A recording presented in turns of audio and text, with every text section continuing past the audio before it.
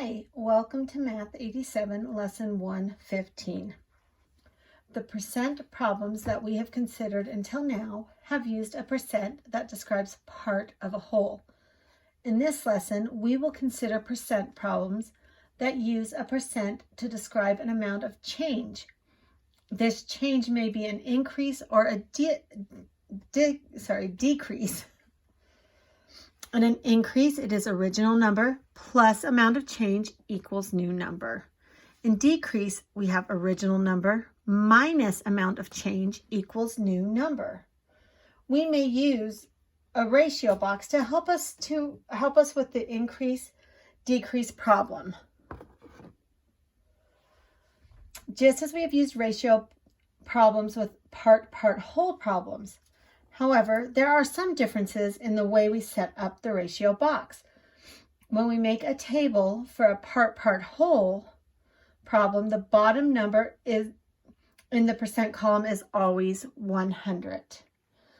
When we set up a ratio box for an increase decrease problem, we also have 3 rows.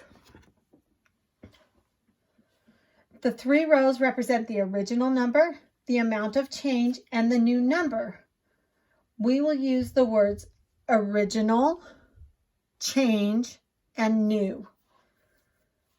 On the left side, most increase-decrease problems consider the original amount to be 100%.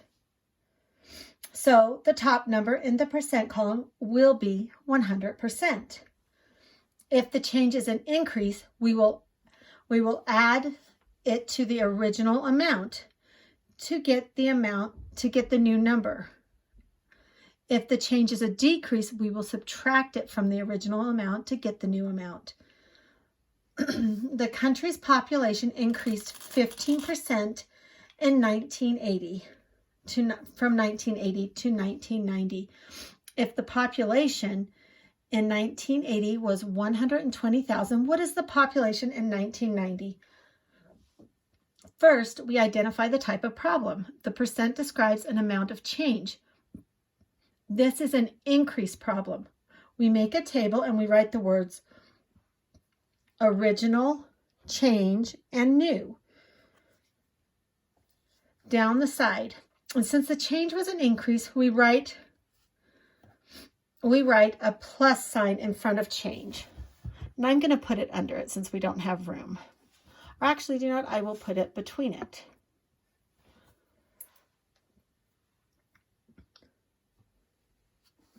In the percent column, we write 100% for the original or the 1980 population, 15% for the change, which gives us 115% is the new number.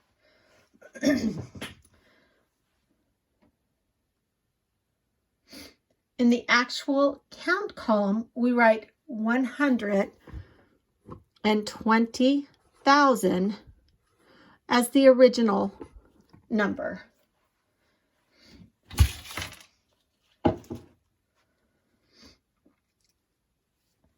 Sorry, just a moment. And we use letters for change and new. So we will put change and new. Since we know both numbers in the first row, we use the first and third rows to write our proportion.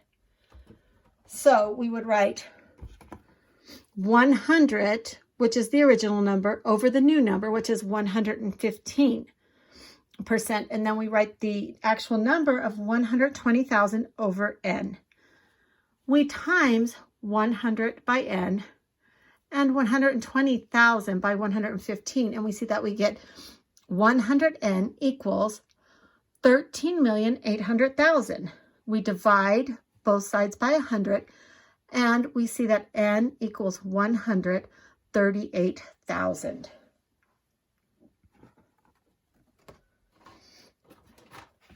Then I'm going to erase these numbers, and we're going to try another problem.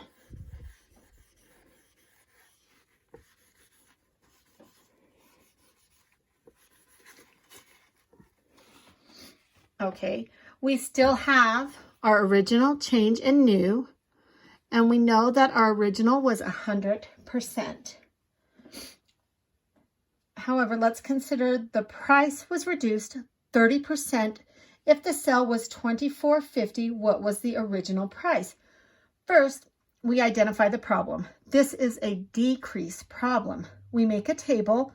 We again write original, change, new down the left side.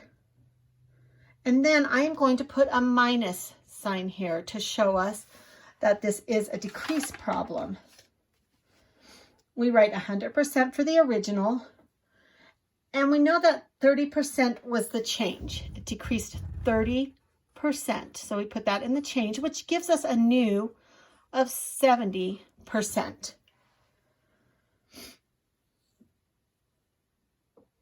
Then we write the new price, which is $24.50, $24.50. And we're going to use letters that represent, we'll use R for original and C for change. And now we can set up our equation. We will use, since we know the new number and the new price, we will use those, and we will set up 100 over 70% equals R for the original price over the sale price of $24.50. We then times 70 by R, and we times 100 by $24.50, and we get 70R equals $2,450. When we divide by 70, we find that R equals 35. So the new price is, the original price was $35.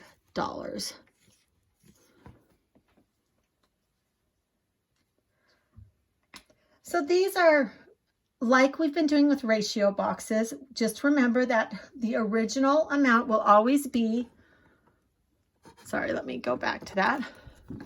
The original amount will always be 100, and here we will put the change, whether it's plus or minus, and have our new price. And then we fill in the information given, and we solve it just like we do ratio boxes from there. And that's all for our lesson today, so I will see you next time.